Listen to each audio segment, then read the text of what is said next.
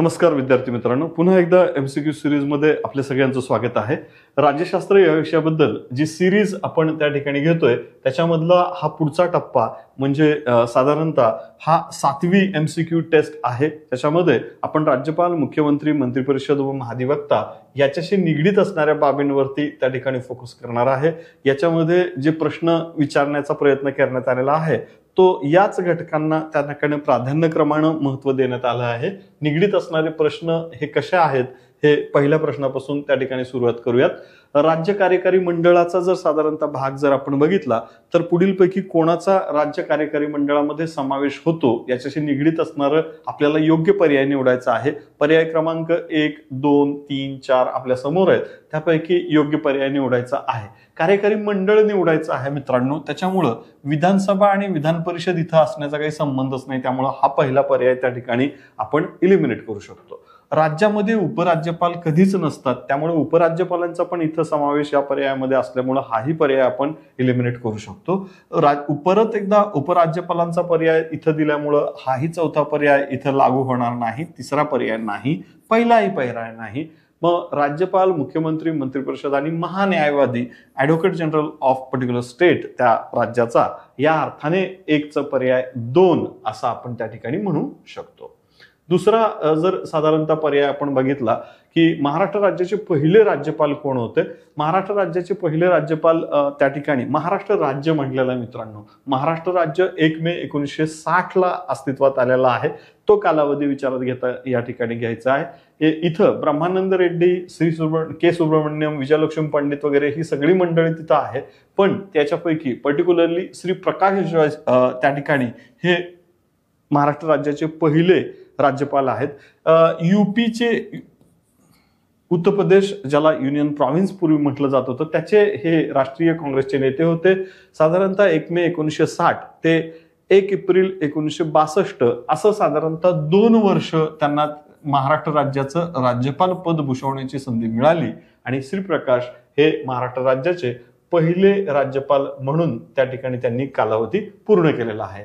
एक पुढचा प्रश्न, पहिल्या 1 मे 1960 ला जे पहिलं मंत्रिमंडळ अस्तित्वात आलं, ऑब्विसली महाराष्ट्र राज्याचे मुख्यमंत्री यशवंतराव चव्हाण त्या ठिकाणी मुख्यमंत्री होते। त्यांच्या मंत्रिमंडळामध्ये जे कॅबिनेटमध्ये एक महिला कॅबिनेट मंत्री म्हणून ज्यांचा समावेश होता त्यापैकी कोण आहे यांच्याबद्दल आपण बोलू शकतो। यशोधराराजे भोसले या ठिकाणी नसणार आहेत, पुढे लोकसभेच्या सदस्य म्हणून त्या निवडणुकीला उभं राहिल्या होत्या। जर समजा दुर्गाबाई देशमुखांचा विचार केला तर संविधान सभेच्या त्या सदस्य होत्या। अमृता पाटील या स्थानिक राजकारणामध्ये सक्रिय होत्या पण कधीही कॅबिनेट रँकमध्ये त्या येऊ शकल्या नाहीत। निर्मलाराजे भोसले या सातारा संस्थांच्या त्या ठिकाणी ज्या राजघराण्यातून येत होत्या त्यांचं नाव त्या ठिकाणी आरोग्यमंत्रीपदी त्या यशवंतराव चव्हाणांनी त्या ठिकाणी घेतलेलं होतं आणि 1 मे 1960 ला निर्मलाराजे भोसले यांच्याकडे कॅबिनेटमधील आरोग्य मंत्रालयाची जबाबदारी सोपविण्यात आली होती। हा त्या ठिकाणचा तिसरा प्रश्न आहे। चौथा प्रश्न, एकूणच जर मुख्यमंत्र्याचा कार्यकाल विचारात घ्यायचा आहे, संविधानामध्ये अशी कुठली तरतूद आहे का, तर मुळामध्ये संविधानामध्ये कार्यकालाबद्दल निर्धारित अशी तरतूद नाही। हा महत्वाचा मुद्दा आहे। सदस्य म्हणून कार्यकाल, विधानसभेचा सदस्य म्हणून कार्यकाल फिक्स असतो, विधान परिषदेचा कार्यकाल फिक्स असतो, पण मुख्यमंत्री पदाच्या कार्यकालाबद्दल संविधानामध्ये कुठलीही फिक्स अशी कालावधी दिलेला नाही, संविधानामध्ये दिलेला नाहीये। या अर्थाने पक्षाध्यक्षांच्या मर्जी असेपर्यंत नाही, पक्ष नेतृत्व म्हणल्यापेक्षा इथं विधानसभेचा विश्वास असेपर्यंत ते पदावरती राहतील, विधान परिषद नव्हे। त्यामुळे हाही पर्याय त्या ठिकाणी विचारात घेता येणार नाही। निश्चित असा कार्यकाल नमूद केलेला नाही। वास्तविकरित्या संविधानामध्ये असा कुठलाही कार्यकाल निश्चितपणे नमूद केलेला नाही।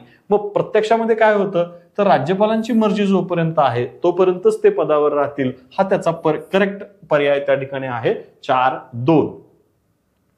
पुढे महाराष्ट्र राज्याचे मुख्यमंत्री साधारणतः म्हणून कामकाज करत असताना हंगामी मुख्यमंत्री देखील नियुक्त करावा लागला होता आपल्याला। साधारणतः 10 ते 12 दिवसाचा कालखंड त्यांना हंगामी मुख्यमंत्री म्हणून कामकाज करावं लागलं होतं। नाशिकराव तिरपुडे हे महाराष्ट्र राज्याचे पहिले उपमुख्यमंत्री त्या ठिकाणी होते, हंगामी मुख्यमंत्री नव्हते। गोविंदराव अधिकांकडे अर्थमंत्री पदाची जबाबदारी होती। विजयसिंग मोहिते पाटील सार्वजनिक बांधकाम मंत्री पण होते आणि महाराष्ट्र राज्याचे उपमुख्यमंत्री पण होते। पण बाळासाहेब सावंत हे मात्र त्या ठिकाणी महाराष्ट्र राज्याचे कोण होते? हंगामी मुख्यमंत्री म्हणून त्यांनी कामकाज केला होता. साधारणतः का करावा लागला? मारुतराव कन्नमवार यांचा मृत्यू झाला आणि मग परिणामी 1963 नोव्हेंबर 1963 म्हणजे एक्झॅक्टली 25 नोव्हेंबर 1963 ते 4 डिसेंबर 1963 या कालावधीमध्येच साधारणतः 7 ते 8 दिवसाचाच कालखंड त्यांना त्या ठिकाणी मिळालेला आहे ऍज अ हंगामी मुख्यमंत्री म्हणून. या अर्थाने त्यांना त्या ठिकाणी कामकाज करावं लागलं दादासाहेब कन्नमवार यांच्या मृत्यू पश्चात. पुढचा प्रश्न, केंद्र सरकारच्या राज्य सरकारने ज्या सूचना कराव्या लागतात किंवा केल्या जातात या अनुषंगाने कुठल्या बाबी योग्य आहेत किंवा कुठल्या बाबी संदर्भात सूचना राज्य सरकारला केंद्राकडनं प्राप्त होऊ शकतात, या अनुषंगाने हा प्रश्न आहे. 6 हा पर्याय त्या ठिकाणी आपल्या समोर आहे. राज्यसूचीतील विषयावर केलेल्या कायद्याची अंमलबजावणी करा. हे सांगण्याची आवश्यकता नाहीये. राज्य विधिमंडळानं मंजूर केलेल्या कायद्याची अंमलबजावणी करणं हे राज्याच्या कार्यकारी मंडळाचं कामच त्या ठिकाणी असतं. तर राज्यातील रेल्वे मार्गाचं संरक्षण करणं सांगावं लागतं, कारण रेल्वे मार्ग हा केंद्र सूचीतील विषयाबद्दल आहे. याशिवाय संबंधित राज्यातील काही लोक, काही वर्ग हा राज्याच्या ऑफिशियल भाषेपेक्षा वेगळ्या भाषेमध्ये जर शिक्षण घेत असेल किंवा त्या ठिकाणी त्या भाषेमधून त्यांना सांस्कृतिक जपवणूक केली जात असेल त्यांच्याकडनं, तर त्याच्याबद्दल त्याची काळजी घेण्याची मात्र शिफारस केली जाऊ शकते. या अनुषंगाने ब आणि क हा बरोबर पर्याय आहे 6-2. म्हणून 6चं उत्तर काय आहे? पर्याय क्रमांक 2. 7वा प्रश्न आपल्या समोर आहे. 7व्या प्रश्नामध्ये काय म्हटलेलं आहे? लोकायुक्त पदाबद्दलच्या आपल्याला योग्य विधानं ओळखायची आहेत. 7वा प्रश्न पुन्हा एकदा 4 पर्याय आपल्या समोर आहेत. तर त्या 4 पर्यायापैकी आपल्याला 1, 2, 3, 4 पर्यायापैकी एक पर्याय त्या ठिकाणी निवडायचा आहे. काय आहे बघा, 1971 मध्ये महाराष्ट्र लोकायुक्त या संस्थेची म्हणा किंवा या पदाची, लोकायुक्त पदाची निर्मिती त्या ठिकाणी करण्यात आली होती 1971ला. बरोबर आहे. लोकायुक्तीची नियुक्ती किंवा नेमणूक करण्याचा अधिकार राज्यपालांना चाललाय. ते नियुक्ती करणार आहेत का? हो. लोकायुक्तांचा कार्यकाल नियुक्तीपासून 5 वर्षाचा आहे का? तर हो, नियुक्तीपासून 5 वर्षाचा कार्यकाल त्यांना पूर्ण करावा लागतो. आणि लोकायुक्तांच्या पदच्युत करणं, पदावरनं दूर करण्याचा ठराव फक्त विधानसभेत मांडला जातो असं नव्हे, तर त्यासाठी त्यांना मान्यता घेण्याची प्रक्रिया वेगळ्या पद्धतीने केली जाते. या नात्याने अ, ब, क हे त्या ठिकाणी बरोबर आहेत. 7-4 हा त्याचा करेक्ट पर्याय घेऊ शकतो आपण. 8वा प्रश्न आपल्या समोर आहे. साधारणतः मुंबईचे शेरीफ या पदाबद्दलची ही तरतूद आहे. शेरीफ ही मुळामध्ये काय संकल्पना आहे? 8वा पर्याय आपल्या समोर आहे. तर शेरीफ ही संकल्पना काय आहे? मुळामध्ये मुंबई या शहराचा एक प्रतिकात्मक प्रमुख, सामाजिक प्रमुख, प्रतिकात्मक प्रमुख, सांस्कृतिक प्रमुख या अर्थाने शेरीफ ही संकल्पना आहे. याच्याबद्दल जर आपण साधारणतः बघितलं तर शेरीफपदी 1 वर्षाचा कार्यकाल असतो, जे त्या ठिकाणी त्यांचा मानद अध्यक्षपद, शहराचा मानद प्रमुख पद त्यांच्याकडे दिलं जातं. ते त्या ठिकाणी काम करतायत. मुंबईबद्दल पर्टिक्युलर आपण बोलू तर याचा सतीश चितगोपेकर हे 2016ला त्या ठिकाणी नियुक्त झाले होते. 1 वर्षाचाच कार्यकाल आहे, त्याच्यामुळं त्यांचा कार्यकाल संपल्यानंतर मात्र किंवा तत्पूर्वी त्या ठिकाणी इंदू साहनी यांची नियुक्ती 2008ला करण्यात आली होती. जर साधारणतः सुनील गावस्कर वेल नोन क्रिकेटर त्या ठिकाणी होते, त्यांनी 1995 मध्ये काम केलेलं होतं. तत्पूर्वी देखील बॉलिवूडमधील जे वेल नोन पर्सनॅलिटी संजय दत्त, त्यांचे ते वडील सुनील दत्त यांनी 1982 मध्ये ही भूमिका पार पाडली होती. या अनुषंगाने आपल्याला याचं जर करेक्ट उत्तर सांगायचं म्हटलं तर पर्याय क्रमांक 2. 9वा प्रश्न आपल्या समोर आहे. लोकपाल आणि लोकायुक्त याच्या संदर्भातला हा 9वा पर्याय आहे. यापैकी आपल्याला 4 जे पर्याय आपल्या समोर आहेत त्याच्यापैकी योग्य पर्याय निवडायचा आहे. तर काय आहे याच्याबद्दलचा योग्य पर्याय? हा 9वा प्रश्न आपल्या समोर आहे. तो विशेषतः जो प्रश्न दिलाय त्यातला पर्याय क्रमांक अ बघा काय आहे. लोकपाल ही वैधानिक संस्था आहे का? म्हणजेच कायदा करून हे पद निर्माण करण्यात आलंय काय? तर हो. लोकायुक्त ही घटक राज्यासाठी निर्माण केलेली संस्था आहे का? हो, लोकायुक्त ही संकल्पना राज्यासाठीच आहे. लोकपाल आणि लोकायुक्त अधिनियमांची अंमलबजावणी नरेंद्र मोदी सरकारच्या काळात सुरू झाली असं नव्हे, तत्पूर्वीच ही व्यवस्था त्या ठिकाणी लागू करण्यात आली होती. 40 वर्ष वयाची कोणतीही व्यक्ती लोकपाल संस्थेचे अध्यक्ष होऊ शकते. असं काही एज लिमिट किंवा मर्यादा आपण त्या ठिकाणी कुठलीही घातलेली नव्हती. मिनिमम अशी काही नाही, मॅक्सिमम लिमिटेशन घातलेलं आहे आणि म्हणून आणि बरोबर आहे. म्हणून 9चा पर्याय क्रमांक करेक्ट जर बघितला तर पर्याय क्रमांक 1 हा बरोबर पर्याय आहे. 10वा प्रश्न आपल्या समोर आहे. योग्य कथन किंवा कथने आपल्याला ओळखायचे आहेत. हा कशाशी निगडीत आहे तर मंत्र्यांच्या संख्येशी निगडीत आहे. 10वा प्रश्न पुन्हा एकदा त्या ठिकाणी बघा. राज्यामध्ये मंत्र्यांची संख्या मुख्यमंत्र्यांसह 12 पेक्षा कमी असू नये याबद्दलची ही तरतूद आहे का? ब विधान आहे. कलम क्रमांक 168 नुसार राज्यपाल हा राज्य विधिमंडळाचा एक भाग असतो. तर या अनुषंगाने बघा, याच्याबद्दल एक केंद्रामध्ये घटना दुरुस्ती करण्यात आली होती केंद्र सरकारने की कुठल्याही राज्याचा मंत्र्यांची संख्या ही संबंधित राज्यातील विधानसभेच्या एकूण सदस्य संख्येच्या 15% पेक्षा अधिक असू नये याच्यासाठी ती घटना दुरुस्ती करण्यात आली होती. पण छोट्या राज्यांमध्ये ही संख्या खूप कमी होऊ शकते, म्हणून ती 15% पेक्षा अधिक असू नये पण 12 पेक्षा कमी देखील असता कामा नये अशी ती घटना दुरुस्ती आपण केली होती. ब हा जर पर्याय विचारात घेतला, कलम क्रमांक 168 नुसार राज्यपाल विधिमंडळाचा भाग असतात. ज्या राज्यामध्ये द्विसदनात्मक पद्धत आहे, उदाहरणार्थ विधानसभा, विधान परिषद, राज्यपाल यांचा संबंधित राज्य विधिमंडळामध्ये समावेश होतो असं आपण त्या ठिकाणी म्हणू शकतो. म्हणून अ आणि ब दोन्हीही बरोबर आहे, म्हणून दोन्ही पर्याय बरोबर. 10चा पर्याय क्रमांक 3 हे करेक्ट उत्तर आहे. 11वा प्रश्न आहे. यापैकी योग्य विधानं ओळखायची आहेत. काय आहे 11व्या प्रश्नाचं उत्तर? तर इथं आपल्याला निवडायचं आहे. काय योग्य पर्याय दिलेला आहे त्या अर्थाने बघा. राज्य लोकसेवा आयोग ही संविधानिक संस्था आहे का? हो, संविधानाद्वारेच ती निर्माण केली जाते. कलम क्रमांक विशेषतः 315 पासून ते साधारणतः तरतुदी त्याच्याबद्दलच्या सुरू होतात. 7 ते 8 कलम याच्यासाठी महत्वाची मानली जातात. म्हणून संविधानिक संस्था आहे का ती?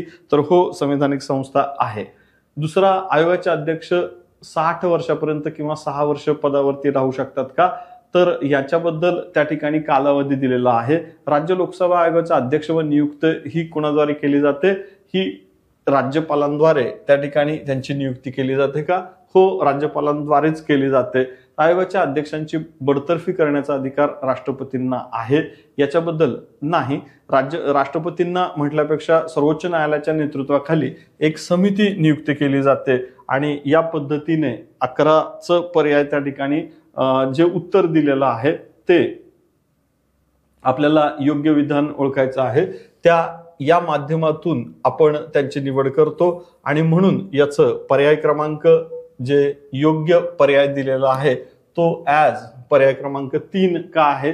राज्य लोकसेवा आयोग संविधानिक संस्था आहे. सदस्याची नेमणूक करण्याचा अधिकार राज्यपालांचा असल्यामुळं पर्याय क्रमांक 3 हे त्याचं करेक्ट उत्तर आहे. पुढचा प्रश्न त्या ठिकाणी प्रश्न क्रमांक 12 बद्दल आहे. काय आहे प्रश्न क्रमांक 12? मुख्यमंत्री व मंत्रिमंडळाबाबत योग्य विधाने कोणती ते सांगा. मुख्यमंत्री व मंत्रिमंडळांना पद आणि गोपनीयतेची शपथ कोण देत असतं?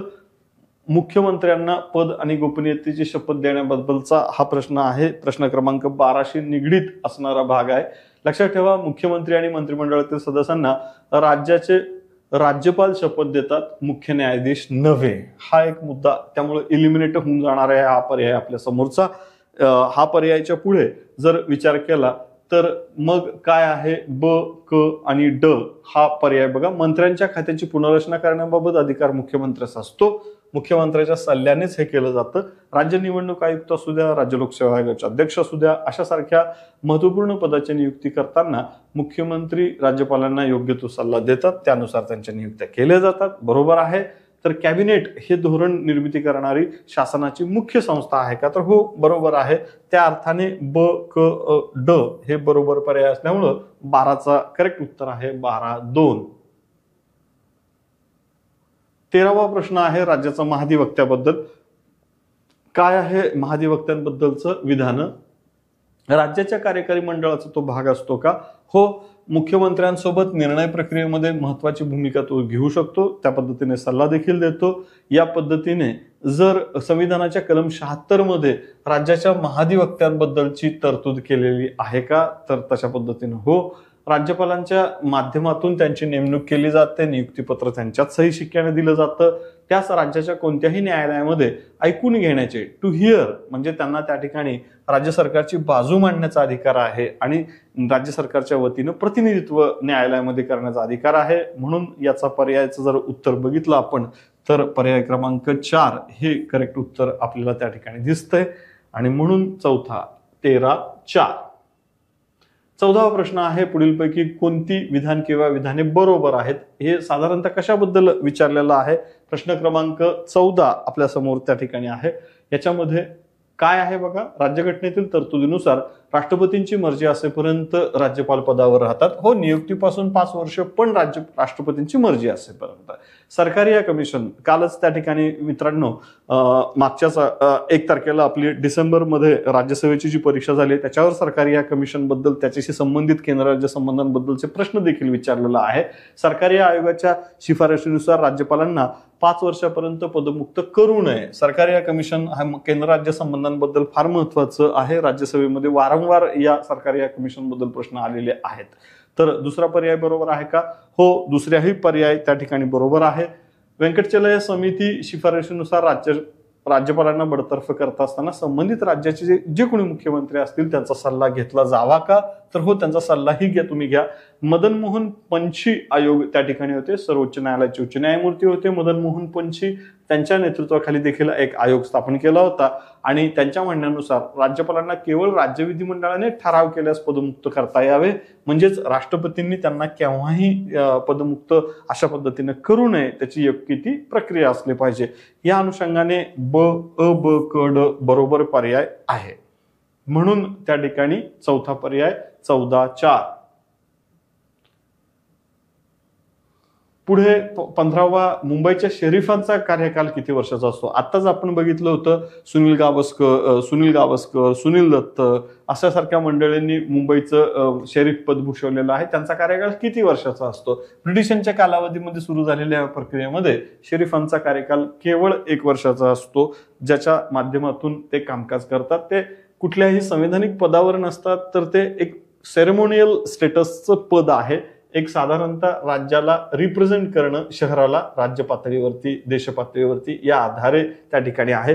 विशेष गंमत अशी आहे की मित्रांनो, हे पद सध्या कुठले अराजकीय प्रतिनिधी आहे, पण सध्या ही मुंबई आणि कलकत्ता, ज्याला कोलकाता पश्चिम बंगालची राजधानी बंगालची, तिथं या 2 शहरांसाठी सध्या शरीफ पद सध्या देखील अस्तित्वात आहे।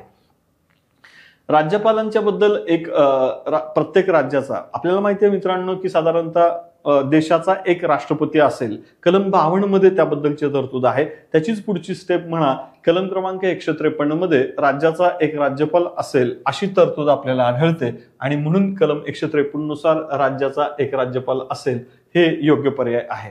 भारतीय संविधानातील कलम क्रमांक 159 मध्ये तरतूद केल्याप्रमाणे राज्यपालांना शपथ कोण देतं? आता मगाशीच थोडासा शपथेचा बद्दलचा प्रश्न आला होता। राज्यपालांची नियुक्ती राष्ट्रपतींच्या त्या ठिकाणी सही शिक्क्यांद्वारे जरी होत असले तरी सुद्धा त्या ठिकाणी जी शपथ देण्याचा त्या ठिकाणी जो प्रक्रिया पूर्ण केली जाते याच्याबद्दल राष्ट्रपतींची काहीही भूमिका नसते। तिथं मात्र संबंधित राज्याचे जे उच्च न्यायालयाचे मुख्य न्यायमूर्ती आहेत ते त्यांना शपथ देतात। त्यामुळं पर्याय क्रमांक 3-17-3 हा बरोबर पर्याय आपल्या समोर आहे।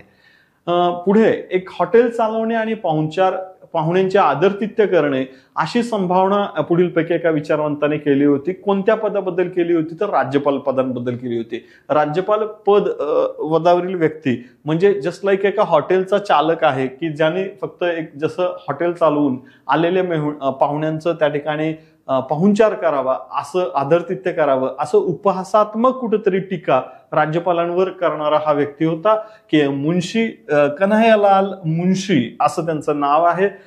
विशेष म्हणजे हा व्यक्ती मुंबई राज्यातून संविधान सभेवरती गेले होते. नंतर के मुंशींनी संविधान सभेमध्ये खूप महत्वाचं काम केलं होतं. दरम्यानच्या काळामध्ये हैदराबाद सरकारमध्ये भारत सरकारचा प्रतिनिधी म्हणून देखील के एम मुंशींनी योग्य ते योगदान दिलं होतं. असे हे के एम मुंशी या ठिकाणी महत्वपूर्ण भारतीय विद्याभवन या संस्थेच्या निर्मितीमध्ये देखील के एम मुंशींचं खूप मोठं योगदान असल्याचं आपल्याला दिसतंय. असे हे के एम मुंशींनी राज्यपालांचा कुठंतरी उपहासात्मक पद्धतीने त्या ठिकाणी टिप्पणी केलेली आपल्याला दिसते. महाराष्ट्र राज्याच्या सचिवालयाबद्दलचं कामकाज आणि साधारणतः स्वरूप जर बघितलं तर त्या अनुषंगाने आपल्याला सांगायचं आहे की कुठला विभाग कार्यकारी यंत्रणेचा विभाग अंतर्गत येणारे ग्रामीण विकास, महसूल, जलसंपदा, सहकार व वस्त्रोद्योग हे काय मंत्रालय आहेत.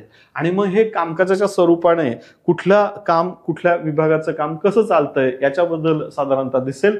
आपल्याला माहिती आहे की ग्रामपंचायतीची स्थापना करणं पंचायत राज व्यवस्थेशी, ग्रामीण विकास तथा पंचायत राज मंत्रालयाशी निगडीत आहे.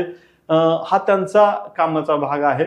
महसूल विभागाचं साधारणतः योगदान काय दिलं जातं तर महसूल विभागाचं काम विविध पातळीवरती सर्व शाखांमध्ये समन्वय साधणं हे त्यांची महत्वाचं कार्य असतं.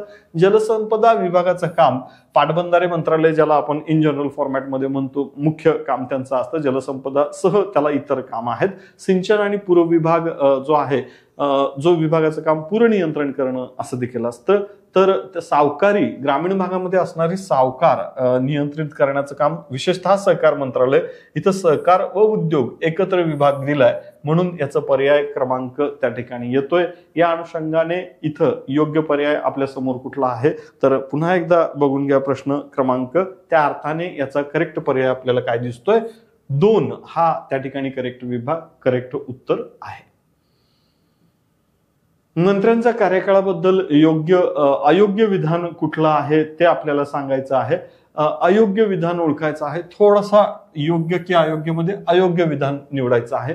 संविधानिकरित्या मंत्र्यांचा कार्यकाळ 5 वर्षाचा असतो.